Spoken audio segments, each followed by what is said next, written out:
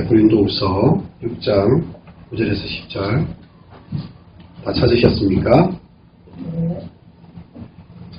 네, 함께 말씀을 읽도록 하겠습니다. 무명한 자 같으나 유명한 자여, 죽은 자 같으나 보라 우리가 살아있고, 징계를 받은 자 같으나 죽임을 당하지 아니하고, 근심하는 자 같으나 항상 기뻐하고, 가난한 자 같으나 많은 사람을 부유하게 하고, 아무것도 없는 자 같으나 모든 것을 가진 자로다. 아멘. 여러분이 성경 66권의 수많은 말씀 가운데서 가장 좋아하는 성구가 있다면 어떤 말씀인 것 같습니까? 시편 23편 여호와는 나의 목자시니. 또 어떤 말씀이 있습니까? 출애굽기 말씀도 있고 로마서 말씀도 있고, 중고등부 학생들한테 물어보면 창세기 1장 최초의 하나님 선지를 아주 확실한 기억을 가지고 있더라고요. 제가 얼마 전에 영화를 하나 보았는데요. 러빙 빈센트라는 그런 영화입니다.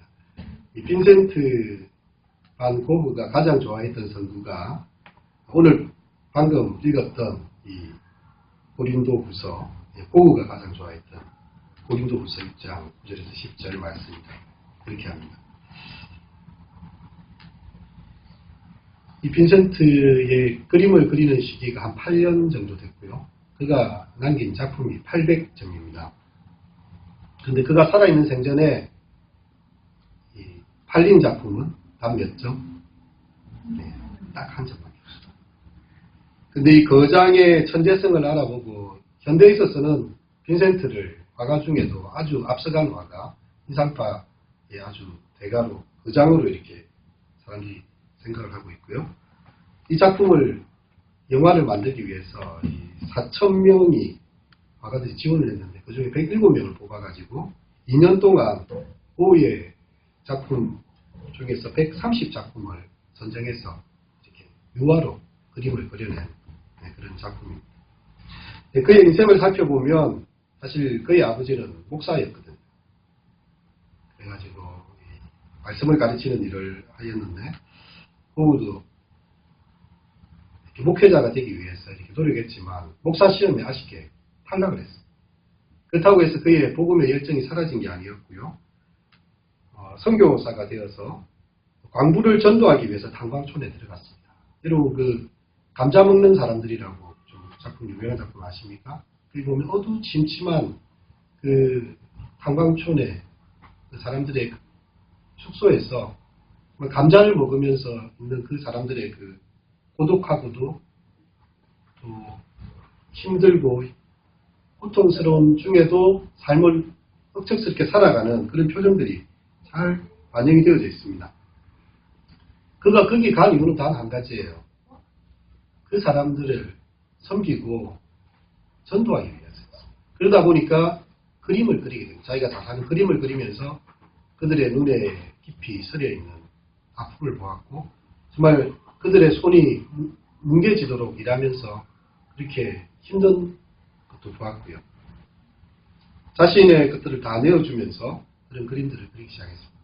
그리고 매춘부와 또 그 아이들이 있는 곳에 가서 그들과 함께 살면서 그들에게 도움을 주기도 했고, 그가 살았던 곳에는 농부들, 정말 우리가 살아가는 평범한 이웃들이 다 있었습니다. 그래서 그의 작품들을 보면 인물화가 많은데 다 그 옆에 살아갔던 그런 사람들이었습니다. 이 빈센트의 그림 중에서 제일 인상적이고 또 제가 좋아하는 그림 하나가 있는데 이 구두라는 그림이에요. 이 구두가 이렇게 짝이 맞춰져 있는데 한쪽은 좀 올곧게 서 있고 또 한쪽은 약간 찌그러져가 있고 약간 불균형스럽지만 뭔가 이 감흥이 있는 그런 그림입니다. 철학자 하이데거가 이 구두를 보고 이런 평가를 했습니다. 얇아 빠져나온 신발 도구의 안쪽 어두운 틈새로부터 노동하는 발걸음에 힘겨움이 묻어있다. 신발의 옹골찬 무게 속에는 거친 바람이 부는 가운데 한결같은 모양으로 계속 뻗어 있는 밭구랑 사이를 통과해가는 느릿느릿한 그런 거리에 끈질김이 차곡차곡 채워져 있다. 가죽 표면에는 땅의 축축함과 풍족함이 어려 있다. 해가 저물어 감에 따라 들길의 정적함이 신발 밑창 아래로 밟혀 들어간다.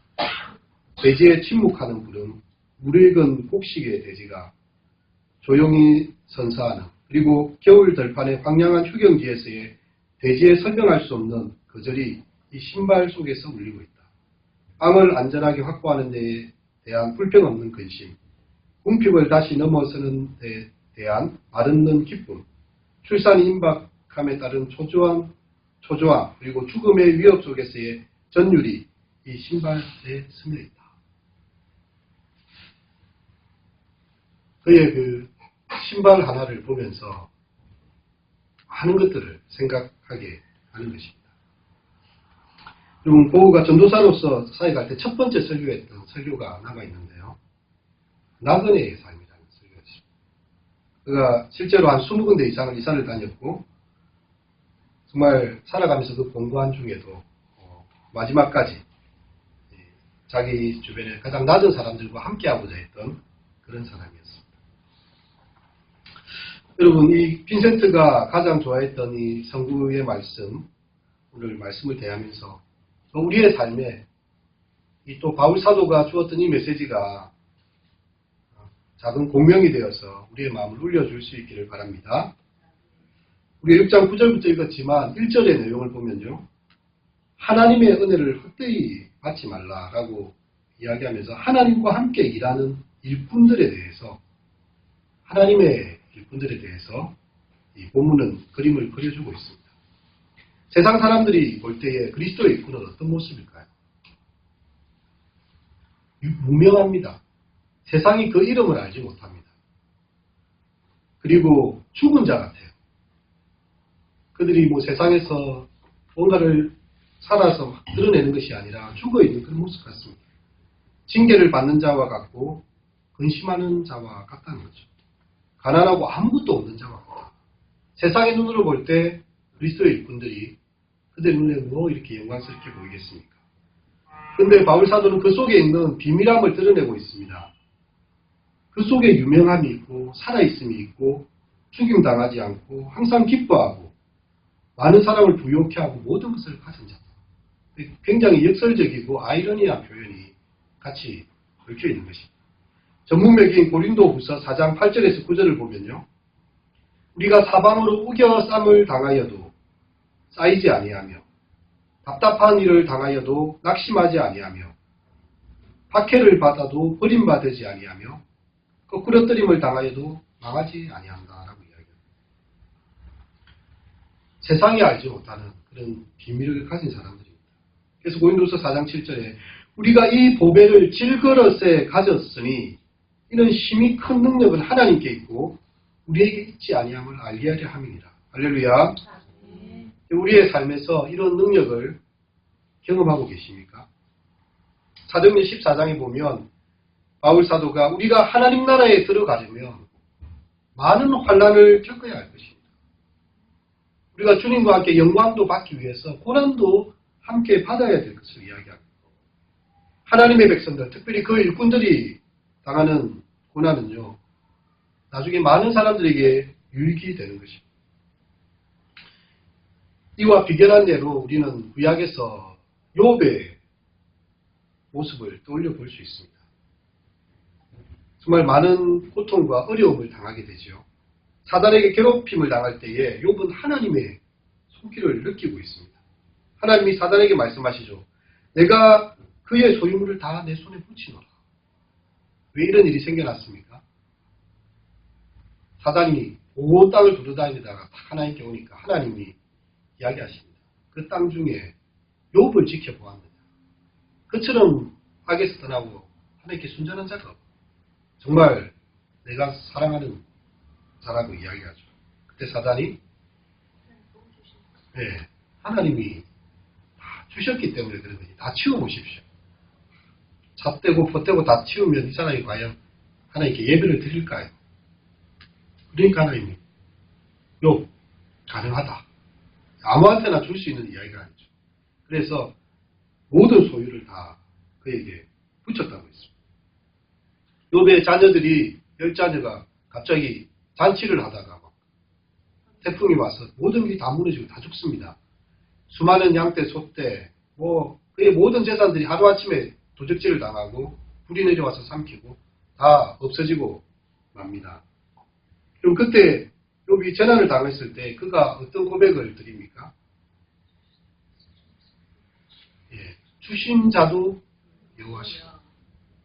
그가 적신으로 왔기 때문에 적신으로 돌아가는 게 당연하다는 거죠. 하나님께서 없는 곳에 내게 다 주신 것이었는데 그분이 다 또 취하여 가셨다. 취하신 자도 누구시다?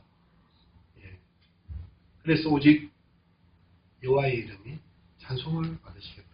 단순한 말 같지만 여기에는 욥이 자기에 대한 분명한 인식이 있는 거죠.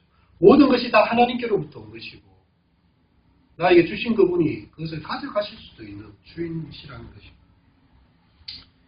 욥의 무서운 재앙이 계속될 때에 아내가 보니까 참 기가 막힐 그런 일입니다. 아내 입장에서도 보면 참 답답한 일이죠. 자녀들이 다 죽고 그 모든 것들이 다 이렇게 없어진 그런 상황에 이제 나중에는 욥이 이렇게 제 가운데 앉아서 죄를 막 긋고 있는 그런 모습까지 있습니다. 이래도 하나님을 믿겠느냐? 차라리 하나님을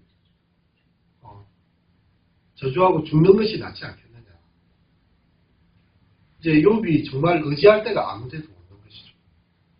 그때 욥이 이런 고백을 합니다. 우리가 하나님께 복도 받았다면 재앙도 받지 아니하겠느냐. 그리고 사단의 계획은요, 욥의 믿음을 무너뜨리는 것이었습니다. 이 정도까지 하면 욥이 하나님에 대해서 더 이상 이제 그가 신앙 고백을 할 수 있겠는가. 하지만 하나님의 계획은요, 우리의 영혼을 그 깊은 곳을 치유하는 것입니다. 오늘 본문에서 욥처럼 바울도 자신에게 있는 육체의 가시에 대해서 고린도후서 12장 7절에 보면 나오지만 사단의 가시라고 이야기하고 있어요. 하나님께서 허용하셨다는 거죠. 그렇게 사단이 그렇게까지 괴롭힐 수 있도록 허용을 해놓은 사단의 가시입니다. 여러 계시를 받은 것이 지극히 크므로 너무 자만하지 않게 하시려고 내 육체의 가시 곧 사탄의 가시를 사자를 주셨으니 이는 나를 쳐서 너무 자만하지 않게 하려 하십니다. 내가 하나님께 받은 것들이 너무 크기 때문에 바울이 사실 얼마나 이 하나님에 대한 경험들이 많았습니까? 그가 경험한 영적 세계는 3천천을 갔다 오는 그런 천국에 대한 경험들도 있었고 사도행전에 보면 바울의 손수건이라도 가져다가 환자들에게 놓으면 환자의 병이 다 낫고요. 바울의 설교가 우리 신약 성경에 거의 절반 이상을 다 차지하고 있을 정도로 바울의 설신이 그렇게 우리에게 명확하게 다가오고 있습니다. 사도행전의 역사를 통해서 온 유럽을 복음화시키는데 가장 중요한 역할들도 하게 됩니다. 하지만 이 계시를 받은 게 너무 크기 때문에 자만하지 않게 하시려고 하나님 사단의 가시를 내게 주셨다. 그래서 바울이 어떻게 합니까? 하나님 이 가시를 좀 해주십시오. 세 번 죽게 간구하였다고 합니다. 그때 하나님께서 주신 응답은요. 고린도후서 12장 7절 이하에 보면 내게 이르시기를 내 은혜가 내게 족하다. 이는 내 능력이 약한 데서 온전하여 짐이라. 그러므로 도리어 크게 기뻐함으로 바울이 이야기를 듣고 내 은혜가 내게 족하다. 네가 약한 것이 더 온전하여지는 것이다 라고 말씀했을 때 바울이 아닙니다 하나님. 확실하게 더 책임을 지주셔야 내가 복음을 더 전하지 않겠습니까? 이게 아니라 도리어 크게 기뻐함으로 나도 나의 여러 약한 것들에 대해서 자랑하리니 이는 그리스도의 능력이 내게 머물게 하게 하십니다. 나 이 연약함 때문에 내가 그리스도께 붙어 있고 내가 자만에 빠지지 않는구나. 은혜로운 목적을 위해서 너무 사고하지 않도록 하기 위해서 하나님께서 계획하신 가운데 이루어진 그런 아픔이라는 것을 알게 되었습니다. 이 약한 것들에 대해서 도리어 자랑할 수 있는 것은 내가 약할 때 그때가 곧 강함이라고 이야기하고 있습니다. 윌리엄 쿠퍼라는 그 찬송가 작가를 아시나요? 우리에게 잘 알려진 찬송이 샘물과 같은 모여름 임마누엘 피로다. 굉장히 유명한 찬송이죠. 근데 이분이 굉장한 이 우울증과 스트레스에 시달리는 분이었어요.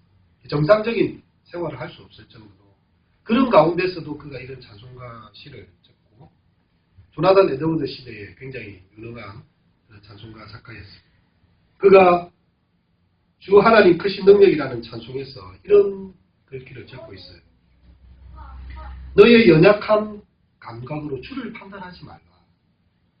그분이 은혜 주실 것을 믿어라. 은차는 섭리 뒤에 미소 짓는 얼굴을 숨기시는도다. 그분의 목적은 빠르게 이루어지리다. 몇 시간 펼쳐지리라.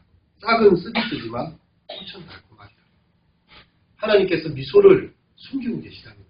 지금은 쓴 모습으로 우리에게 보이지만 하나님께서 곧 그분의 밝은 얼굴을 우리에게 드러내신다는 것입니다. 그리스도의 일꾼들의 고난에 대해서 하나님은 결코 흡의하지 아니하십니다.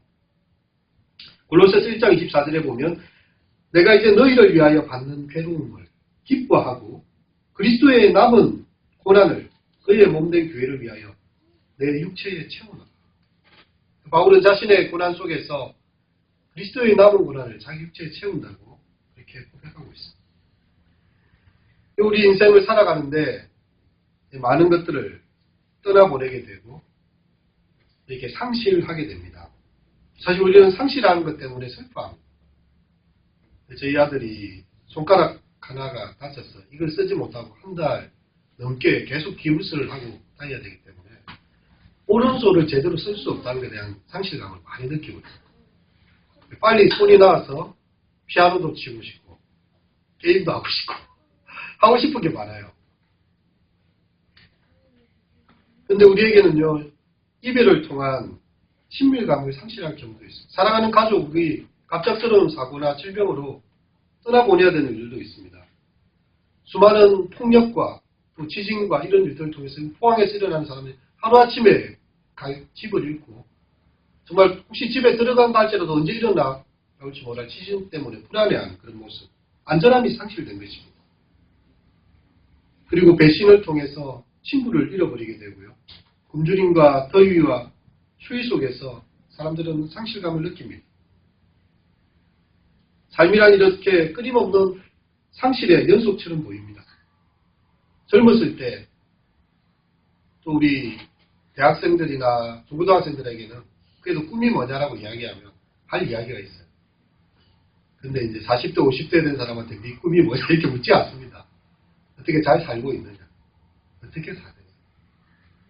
내 꿈에 대해서 묻는 사람이 아무도 없어요. 그래서 뭘 하고 있지 이렇게 질문하고 반문하게 됩니다. 그때는 꿈이 많았어요. 청년 시절, 청소년 시절에는 이것도 하고 싶고 저것도 하고 싶고 우리 대빈이한테 물어보니까 화가가 되고 싶었다가 이제 갑자기 가수가 되고 싶어 하고 또 아마 또 다른 게 하고 싶었을 거예요. 근데 어느 순간 보면 저 할 수 있는 게 많이 없구나. 그런 질문을 하게 됩니다. 그리고 이 상실은 우리의 살아가는 삶의 평범한 일부입니다. 그리고 그 너머에는요, 영적인 상실이 있습니다. 인생을 향해서 나를 향해 사는 과연 목적을 가지고 계시는가? 근데 나는 왜 이 모양 이 꼴이고, 왜 내 삶은 앞으로의 그 길들이 보이지 않는가? 과연 하나님은 나의 기도를 듣고 계신가? 우리는 그 믿음에 대해서도 상실할 위기를 겪게 됩니다. 헨리 나우엔이 애통할 때라는 글을 적었어요. 그가 이 상담가로서 하버드 대에서 이렇게 학생들을 가르쳤고, 또 이 데이브레이크 또 장애인 공동체에서 또 페루에서 빈민가에서 이렇게 그들을 섬겼던 그런 사람이었는데요. 이런 글을 적었습니다. 애통하라 내 백성이여. 애통하라. 당신 마음에 고통이 끓어올라 흐느낌과 눈물로 터져 오르게 하라. 부부 사이에 존재하는 침묵을 애통하라. 친밀한 우정의 부재를 애통하라. 자녀의 반항적인 태도, 친구의 무관심, 동료의 냉혹한 마음에 애통하라. 자유를 찾아 난민촌에 이른 사람들, 정의에 목말라 옥에 갇힌 사람들 인하여 애통하라. 양식이 없고 돌보는 손길이 없고 사람이 없어 죽어가는 수많은 사람들을 위해 울라. 자유와 구원을 위하여 울라. 마음속 깊이 통곡하라. 그 눈물 때문에 당신의 눈이 하나님의 나라가 바로 당신 코앞에 있음을 보게 될 것을 믿으라. 우리 예수님께서 이 팔복을 이야기하실 때요, 가난한 자가 복이 있나니, 심령이 가난한 자가 복이 있나니 어떻다고요? 천국이 저희 것이다. 애통하는 자가 복이 있나니 저희가 위로를 받을 것이다. 의에 줄이고 목마른 자들이 복이 있나니 저희가 배부를 것이다. 참 역설적인 말씀들입니다. 부자가 복이 있는 게 아니에요. 가난한 자에게 물건을 나눠줄 수 있는 자가 복이 있는 애가 아니에요. 그냥 가난한 자가 복이 있다는 거예요. 왜? 그러나 하나님의 임재가 없으면 그의 삶에 소망이 없습니다. 하나님이 천국을 바로 주십니다. 애통하는 자를 위로하고 그들을 감싸 안는 자가 복이 있는 게 아니에요. 그냥 애통하는 사람, 아무런 위로를 기댈 데가 없는 그 사람, 하나님 앞에 통곡하고 울 수밖에 없는 그 사람이 복이 있는 거예요. 왜? 하나님이 위로하실 것이기 때문에. 줄이고 목마르고 의에 줄이고 목마른 자들에게는 하나님께서 배부르게 하시고 채우신다는 그런 말씀입니다. 여러분, 우리의 이 딱딱한 심정을요, 쟁기질하고 깨어내는 것들, 그 속에 틈이 생기고 비가 내려서 그 숨어있는 씨앗에 생명을 발하게 하는 것. 우리의 마음이 깨어지는 순간 하나님께서는 우리에게 찾아오십니다. 우리는 고민하게 돼요. 오늘 본문에서처럼 무명해지고 죽은 자 같고 징계를 받는 것 같고 근심하는 자 같아요. 우리 예수님을 믿는다고 해서 세상이 우리를 향해서 그렇게 알아주지 않습니다. 선교사님들, 저 북한에서 또 이슬람에서 공산권에서 선교하시는 분들요. 그들이 자신의 신분을 보장받을 수 있습니까? 추방 안 되면 다행이에요. 자기들이 뭐 거기서 복지 혜택을 누릴 수 있겠습니까? 하루하루 먹고 사는 것에 감사할 뿐입니다. 하지만 그 고난 가운데서 그들은 하나님의 일꾼들의 일을 하고 있는 거죠. 우리가 이러한 여러 가지 삶의 고통을 당하고 가난함을 경험하고 근심을 경험하고 사랑하는 사람을 잃고 건강이 악화되고 여러 가지 과로와 또 사람들의 무관심 속에서 우리의 마음이 무너질 때 그리스도의 일꾼들의 영혼이 파괴되기 쉽습니다. 상황이 너무 나빠서 내가 이렇게 과연 해야 되는가.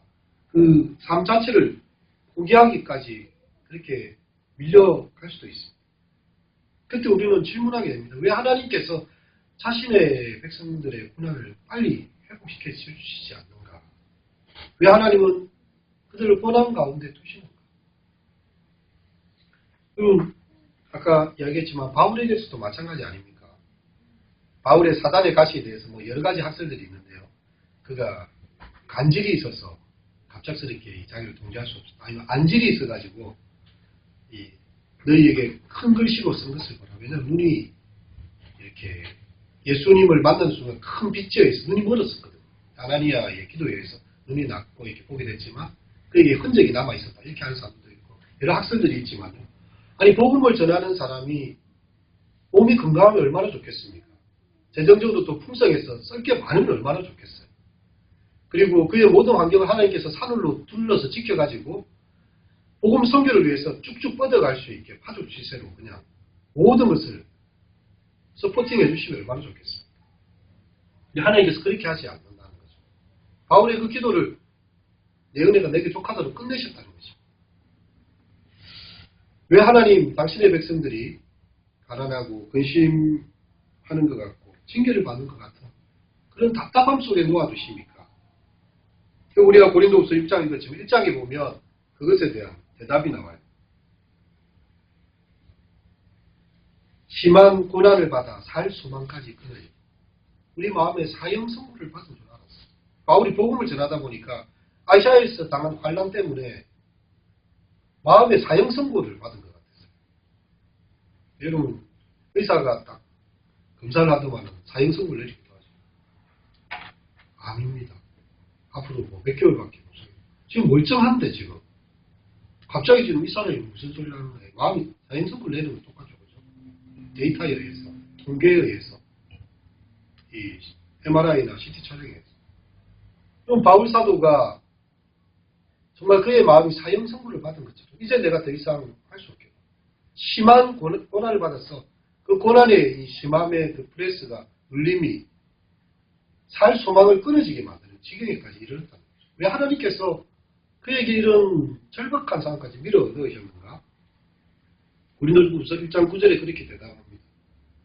이는 우리로 자기를 의뢰하지 말고 참 내가 의지할 것이 없구나. 내가 나의 경험이나 나의 건강이나 나의 인맥이나 나의 어떤 것을 의지할 수가 없고 나를 의지하지 말고 오직 하나님만 의뢰하게 하려 하십니다. 그 하나님 어떤 하나님이십니까? 죽은 자를 다시 살리시는 하나님, 오직 그분만을 의지하게 하려는 것이다. 여러분 우리가 이 환난 가운데서 우리는 우리의 믿음이 상실되기가 쉬워요. 예수님께서 그런 이야기를 하시죠. 너희가 겨자씨만한 믿음이 있다면 그런 이야기를 하시죠. 겨자씨가 얼마나 작은지 한번 보신 적이 있으십니까? 예, 정말 작으시거든요. 이 볼펜을 이러면 톡 찍어가지고 점만 생기면 그 정도가 겨자씨라고 생각하면 되죠. 근데 우리는 좀 고민이 됩니다. 예수님 이런 표현을 적었을까? 믿음이 이렇게 돌덩이만 할 수도 있고 산만 할 수도 있고 여러 가지 표현들이 많이 있는데 말이 필요 없다는 거예요. 겨자씨만큼만 믿음이 있어야 된다는 것이죠. 그런데 겨자씨만큼의 믿음이 있는 거 하고요. 믿음이 아예 없는 것은 정말 다른 것입니다. 그리고 한겨울을 지나고 농부가 이 씨앗을 먹지 않고 그것을 베고 잔다고 하지 않습니까? 왜? 봄이 오면 그것을 뿌릴 수가 있기 때문에. 이 겨자씨만한 믿음이 겨울을 지나고 남아있으면요. 그것이 땅에 심겨져서 모든 나물보다 더 크게 성장하게 됩니다. 우리가 교회에 있고 성경을 읽고 믿음의 분위기 속에서는요. 산을 옮길 것 같은 믿음이 막 생겨요. 내가 기도하면 막 바다도 갈라질 것 같고 그런 마음 들 때도 있습니다. 하나님의 이 존재의 확신과 성령의 충만함이 할 때는. 근데 거친 세파와 너의 삶의 고난의 정황이 혼자 광야에 던져지면요. 하나님이 계신지에 대한 이 믿음이 작아질수록 작아집니다. 하지만 그 가운데서도 겨자씨만큼이라도 믿음을 잃지 않고 남아있다면요. 그 씨앗은 생명이 되어서 우리에게 산을 옮기는 놀라운 믿음으로 나온다는 것이죠. 자라는 위에 나물보다 커서 나무가 되매 공중의 새들이 와서 그 가지에 깃든다고 이렇게 이야기를 하고 있습니다. 여러분 우리는 우리의 꿈이 좌절되고 미래에 저절로 모든 게 다 잘 되겠지. 뭐 다 잘 될 거야. 시간이 지나면 되겠지. 라고 믿는 순진한 낙관론자가 아닙니다. 세상 그렇게 만만하지가 않아요. 그리고 해 아래 새 것이 없으니 모든 것이 어때다고 말하는 비통한 연쇄주의자도 아닙니다. 신앙인은요. 겨자씨만한 믿음을 가진 사람입니다. 지금은 거울에 보는 듯이 희미하게 보여요. 우리가 지금은 요새 거울이 너무 잘 나와서 다 환하게 보이지만 박물관에 온 고대 거울들은 성동에 그냥 비추는 게 얼룩덜룩합니다. 거울을 보는 듯이 희미하나 언젠가는 우리가 얼굴을 맞대어 볼 것이요. 지금은 우리에게 희미하게 보이는 것들이 얼굴과 얼굴을 맞대는 것처럼 하나님께서 주신 그 뜻과 하나님의 그 말씀이 명확하게 보여지는 날이 있는 것입니다. 우리의 이 고난이 주어진 것은 더 이상 우리 자신을 신뢰하지 말라는 것입니다. 내게 어떤 것도 기댈 것이 없다는 것을 먼저 깨닫는 것입니다. 그리고 오직 하나님 한 분만을 죽었다가 다시 살리시는 그 자기 아들을 그렇게 부활시키는 그 하나님 한 분만을 의지하라는 것이죠. 여러분, 사람들은 이렇게 열이 나면 보통 돌파열사는 어떻게 처방을 하나요? 열이 나면 해열제 주고 끝냅니다. 왜? 열이 왜 났는지 중요하지가 않아요. 열만 내리면 정상만 치료하면 된다고 생각해요. 근데 진짜 유능한 의사는요, 열이 있는 것을 굉장히 중요하게 합니다. 왜? 몸에서 전투가 일어났다는 것이죠. 원인의 깊은 원인을 찾아내는 것입니다. 제가 우리 장모님 병원 가시고 이제 다시 다치신 이런 상황들 보면서 사람들이 이야기를 들은 게 하나 있었는데, 어떤 사람이 허리가 너무 아파가지고 허리 수술을 했대요. 그런데도 이 허리가 여전히 수술을 했는데도 잘 통증이 안 나는 거예요. 그래서 좀 다른 유능한 의사를 찾아가니까, 아니 당신 지금 다리가 아픈데 허리를 수술하면 어떻게 하냐. 지금 문제는 다리에서 생겼어요. 이 근육과 뼈의 문제가, 통증은 허리에서 나타나죠. 원인은 다리에 있었다는 거죠. 여러분, 우리에게 고난이 있는 것에 대해서 고난이 빨리 제거되고 있는 기도합니다. 그렇지 않습니까? 하지만 성경은 우리에게 이야기합니다. 왜 그 고난이 주어졌는지. 우리의 고통이 정말 예수 그리스도의 십자가의 그 고통처럼 우리에게 주신 그 고통이 가지고 있는 더 큰 고통의 일부로서의 우리의 삶을 찾아보게 하는 것입니다. 우리의 슬픔이 보다 큰 슬픔의 일부로서 내가 아팠기 때문에, 내가 힘들기 때문에, 그리고 그 가운데 받은 위로가 있기 때문에 다른 사람들을 위로할 수 있고 다른 사람들을 섬길 수 있는 그런 자리가 되는 것입니다. 제가 한 가지 이야기를 하려고 하는데요. 강조사고시 시험을 치고 나서 전화를 한 통 받았어요. 제 아는 선배, 같이 있었던 분이었는데, 광영아 축하한다. 강조사고시 합격, 얼마나 이름을 보았다. 그래서 제가 이제 확인을 해봤는데, 제 이름이 있었겠습니까? 없었겠습니까? 이름이 있었어요. 근데 뭐가 다르느냐? 번호가 달라요. 저희 반에 동명이인의 목사님이 계시거든요. 그러니까 우리 사실 번호까지 기억하고 저는 이름 보고 합격했다. 축하 인사 받아 확인해 보니까 떨어진 거죠. 여러분, 그때 사실 좀 마음이 낙심이 됐어요. 그러고 이제 다시 해가지고 설교 과목을, 다른 과목은 다 패스가 됐는데 이제 설교만 다시 해가지고 두 번째도 또 이렇게 낙방됐다는 소식을 듣게 됐습니다. 제가 참 황당하고 힘든데 제 교육자실에 어떤 한 분이, 전사님, 나는 총신 들어갈 때 팔수했어요. 팔수. 내 가지고 500대 사람 중에 신학대학교 교수하사도 있어요. 근데 다른 말이 아니라 그냥 그 말이 위로가 됩니다. 왜냐하면 내가 지금 재수 삼수하는 그런 느낌보다도 더 큰 고난을 당했던 사람이, 자기는 하나님 진짜 너무하시는 거 아닙니까? 내 학교를 들어가는 것도 이렇게 힘들게 하십니까? 근데 그가 지나왔던 삶 때문에 한마디 던지는 게 위로가 되는 것입니다. 어쨌든 저는 두 번째 떨어진 줄 알았는데 합격자 발표에 오류가 생겨서 재발표가 되면서 두 번째로 떨어졌습니다. 예, 여러분, 우리에게 그런 고난이 있어요. 그것은 사실 주님께 받은 위로로서 다른 사람을 위로할 수 있게 하는 가장 강력한 힘이 되기도 합니다. 고린도서 1장 4절에 그렇게 이야기하고 있어요. 우리의 모든 환난 중에서 우리를 위로하사 우리로 하여금 하나님께 받은 위로로서 모든 환난 중에 있는 자들을 능히 위로하게 하시느니라. 할렐루야. 고린도서 8장 9절에는 이렇게 이야기합니다. 그리스도께서 부유하신 자로서 너희를 위하여 가난하게 되심은 그의 가난함을 위하여 너희를 부유하게 하심이라. 근데 오늘 본문에 어떤 말씀입니까? 가난한 자 같으나 많은 사람을 부유하게 하는 자로다. 그리고 우리의 고통이 우리를 정금같이 단련하고 또 그리하여 주님께 받은 위로로서 환난 중에 있는 자들을 위로하는 그런 놀라운 힘이 될 수 있기를 축원합니다. 네. 오늘 말씀을 생각하면서 함께 찬양 부르시도록 하겠습니다. 세상이 당신을 모른다 하여도